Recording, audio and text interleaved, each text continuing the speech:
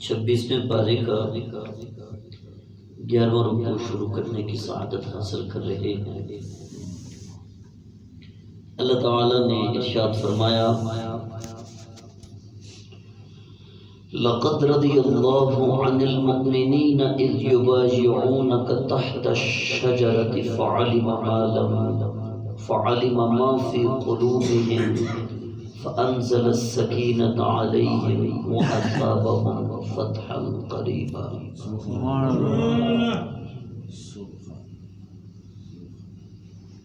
بے شک اللہ راضی ہو گیا ان مومنین سے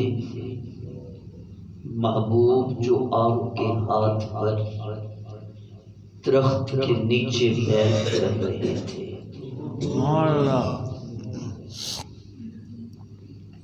ہم جب بھی صحابہ کرام کا نام لیتے ہیں تو کیا کہتے ہیں؟ مثلا حضرت ابوبکر صدیق رضی اللہ تعالیٰ عنہ،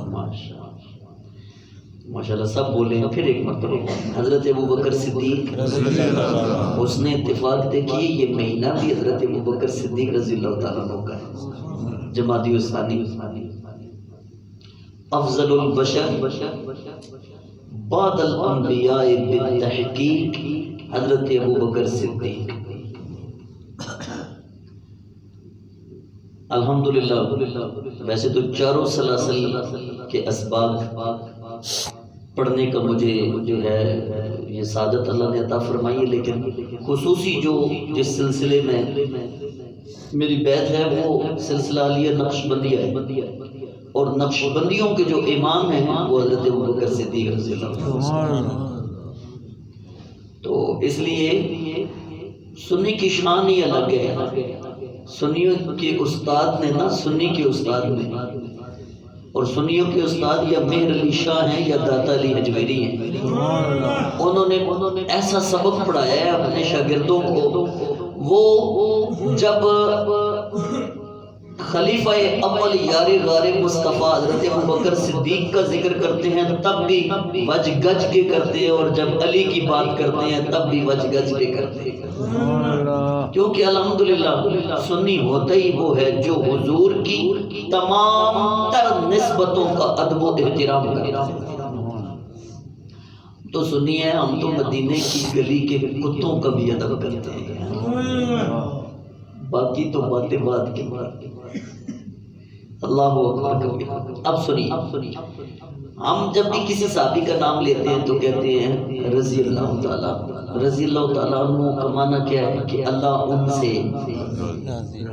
اب ذرا سورہ فتح کا یہ تیسرا رکوع ہے اور اس کی پہلی آیت کریمہ ہے، اب ذرا غور سے سنیں، اب آپ کو لطف آئے گا۔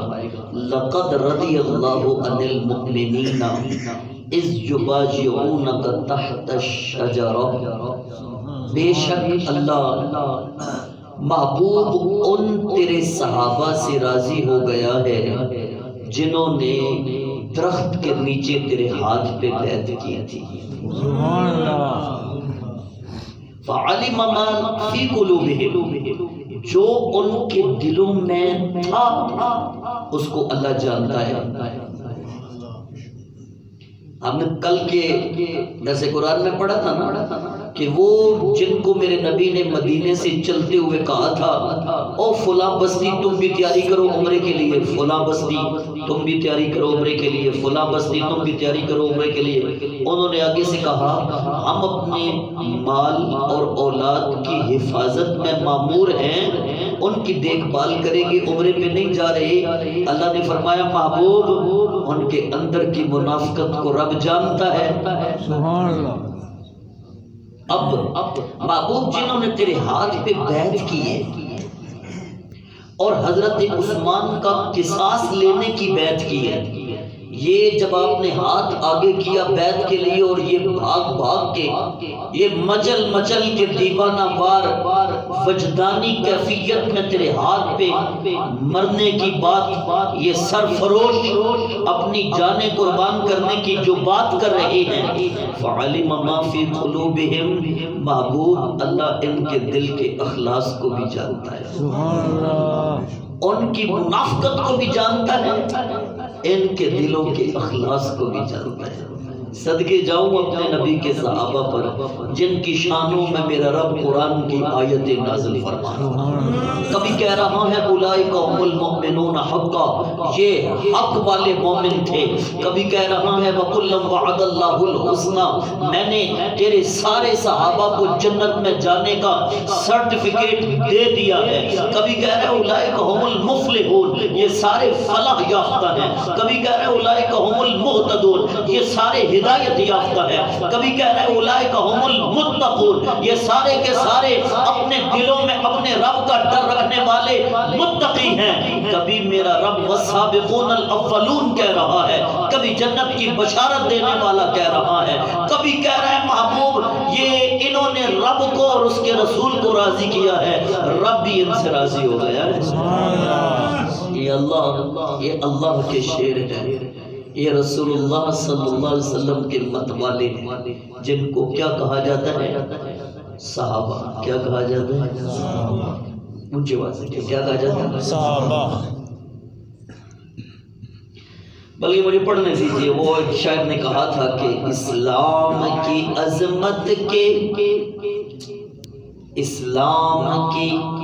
عظمت کے مینارے ہیں صحابہ، گر چاند محمد ہے تو تارے ہیں صحابہ، سنی کو دل و جان سے پیارے ہیں صحابہ، ہم فخر سے کہتے ہیں، ہمارے ہیں صحابہ،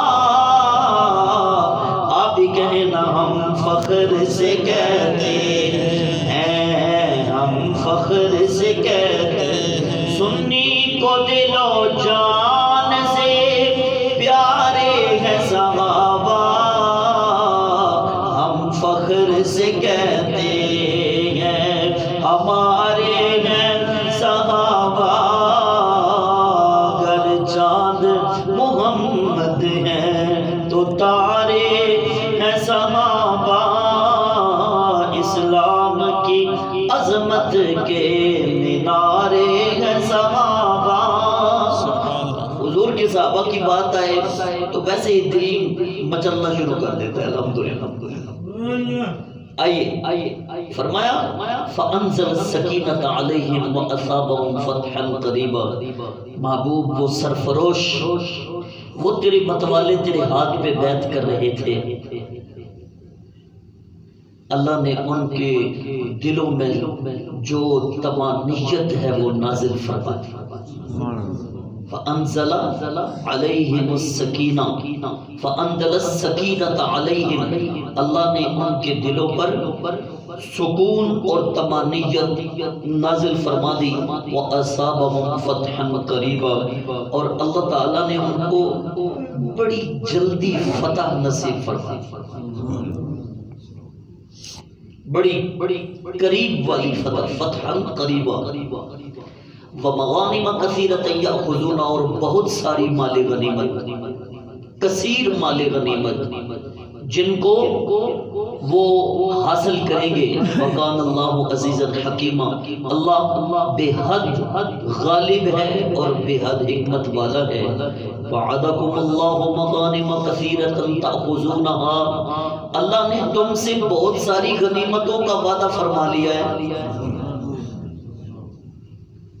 اللہ اپنے محبوب کے صحابہ کو فرما رہے ہیں وَعَدَكُمُ اللَّهُ مَغَانِمَ كَثِيرَةً تَأْخُذُونَهَا، اللہ نے تم سے بہت ساری غنیمتوں کا وعدہ فرما لیا ہے جن کو تم جلدی حاصل کرو گے۔ فَعَجَّلَ لَكُمْ هَٰذِهِ، اور یہ نعمت تو بہت جلدی تمہیں مل گئی، اللہ کی رضا والی، اس تو بڑی کوئی نعمت ہے۔ وَكَفَّ أَيْدِيَ النَّاسِ عَنْكُمْ، اور تم سے لوگوں کے ہاتھوں کو روک دیا ہے۔ وَلِتَكُونَ آیَةً لِلْمُؤْمِنِينَ، تاکہ ایمان والوں کے لیے یہ نشانی بن جائے وَيَهْدِيَكُمْ صِرَاطًا مُسْتَقِيمًا اور تم صراط مستقیم پر اور ثابت قدم ہو جاؤ۔ پتہ چلا اپنی جو ذاتی دشمنی ہے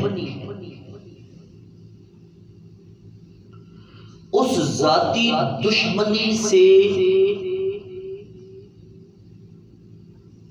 رسول اللہ صلی اللہ تعالی علیہ وآلہ وسلم کی جو اطاعت ہے، جو سرکار کی تابعداری ہے، اس ذاتی دشمنی میں بدلہ لینے سے زیادہ اہم رسول کی اطاعت ہے۔ اب صحابہ کرام جن کو نکالا تھا کتنے ہیں؟ 1400 صحابہ۔ کتنے ہیں؟ 1400۔ یہ وہ شعر ہے 313 ہوں میدان بدر میں تو بالکل اس طرح آتے ہیں کہ شیروں کی طرح اور ہزاروں کا مقابلہ کرتے ہیں، اللہ انہیں فتح عطا فرماتے ہیں۔ آج 313 نہیں سن 1400 صحابہ سن۔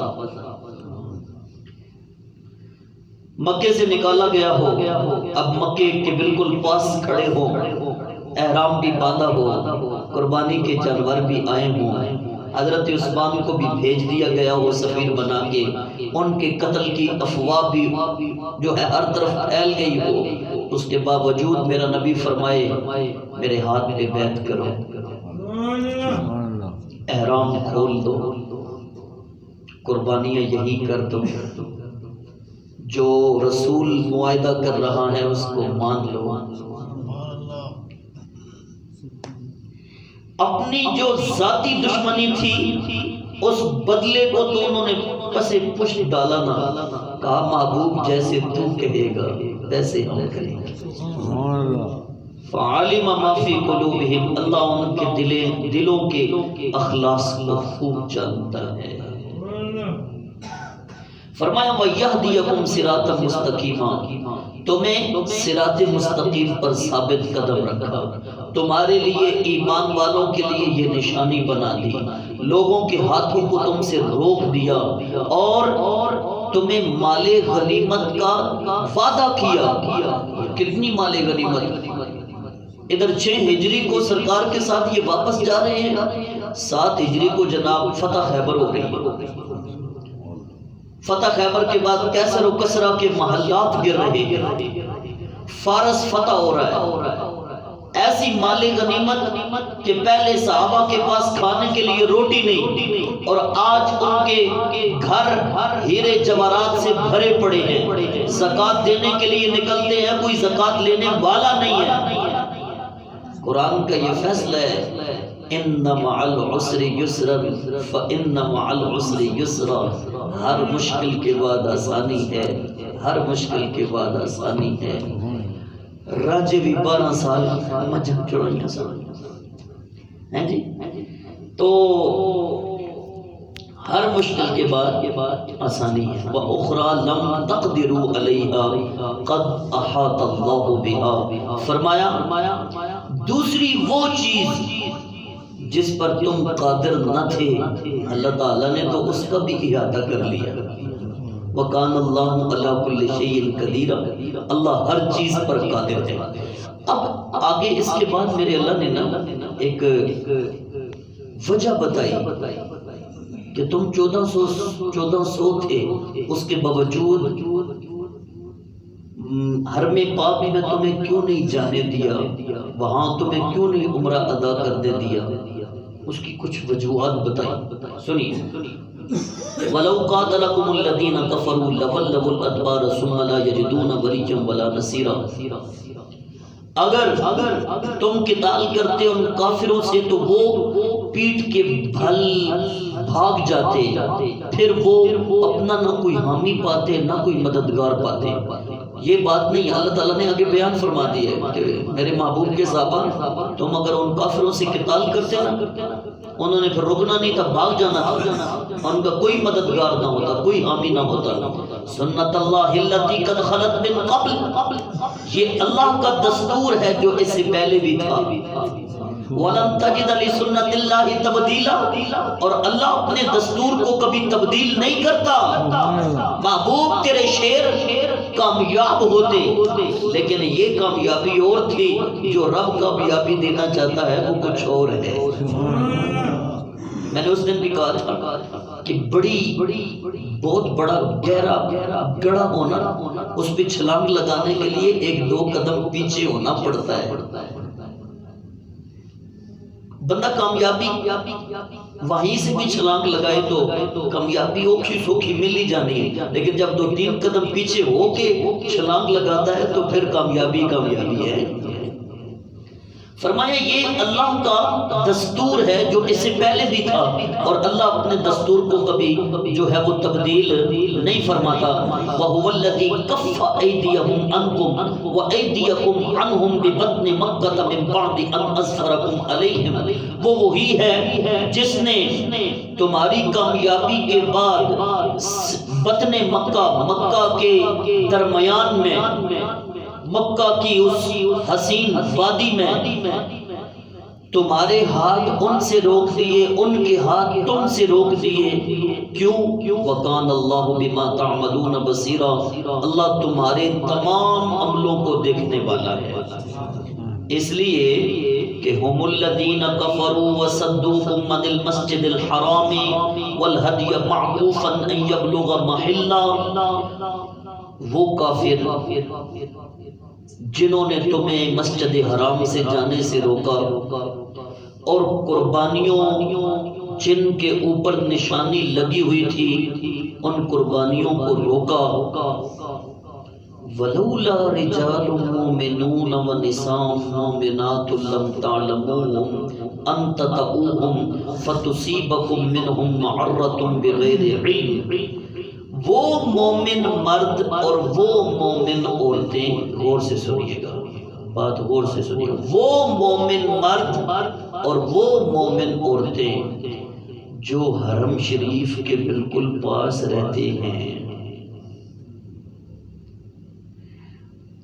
جن کو تم نہیں جانتے، حملہ کرتے تو ان کو نقصان پہنچتا، اور وہ مومن مرد اور وہ مومن عورتیں جنہیں نہیں پتا تھا یہ مدینہ سے رسول اللہ کی معیت میں آئے ہیں، وہ حملے کے جواب میں انہیں نہیں پتا ہونا تھا کہ ہم کس کس کو قتل کر رہے ہیں، دونوں طرف سے نقصان ہوتا۔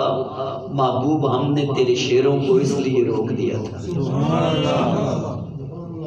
میں صدقے اور قربان جاؤں اللہ کی حکمت پر، فعل الحکیم لا یخلو عن الحکمہ، حکیم کا کوئی فعل کوئی کام حکمت سے خالی نہیں۔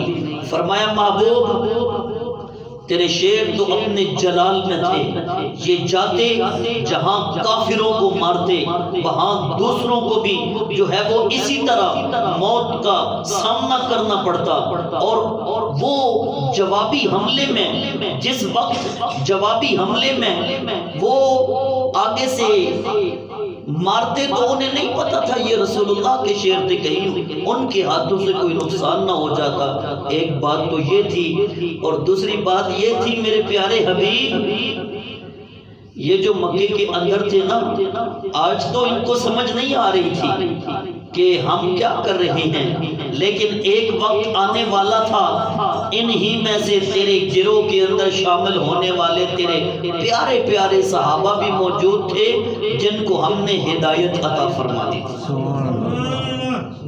اور پھر وہ بڑے بڑے جلیل القدر صحابہ بنے، اللہ اکبر کبیرہ۔ یہ ایک اہم وجہ تھی جس کی وجہ سے روک دیا گیا، لیدخل اللہ فی رحمتہ من یشاء، تاکہ اللہ تعالیٰ اپنی رحمت میں جس کو چاہتا اس کو داخل فرماتا۔ لو تزیلوا لعذبنا الذین کفروا منہم عذابا علیما، اگر کافر ہوتے الگ، تزیلوا زیلا یزیلو تزیلوا، اگر کافر ہوتے الگ، لعذبنا الذین کفروا منهم عذابا أليما، تو انہوں نے محبوب جس طرح تجھے نکالا تھا مکے سے اور تیرے غلاموں کو نکالا، ان کو بڑا دردناک ہم عذاب دیتے۔ لیکن پھر کیا ہوا کہ اللہ رب العزت کی جو حکمت تھی، جو تقدیر تھی، وہ غالب آ گئی۔ جب رب تدبیریں فرماتا ہے نا، پھر دنیا تکتی ہے کہ میرے رب کی تدبیر کتنی سونی ہے۔ اذ جعل الذین کفروا فی قلوبہم الحمیۃ حمیۃ الجاہلیہ فانزل اللہ سکینتہ علی رسولہ وعلی المؤمنین۔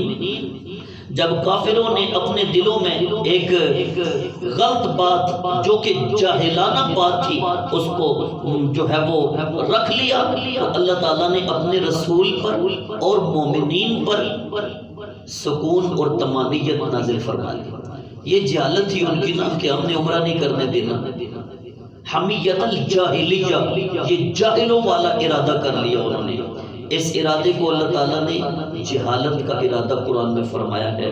فرمایا انہوں نے یہ ارادہ کیا تو ہم نے اپنے رسول پر اور مومنین کے دلوں پر سکون نازل فرما دیا۔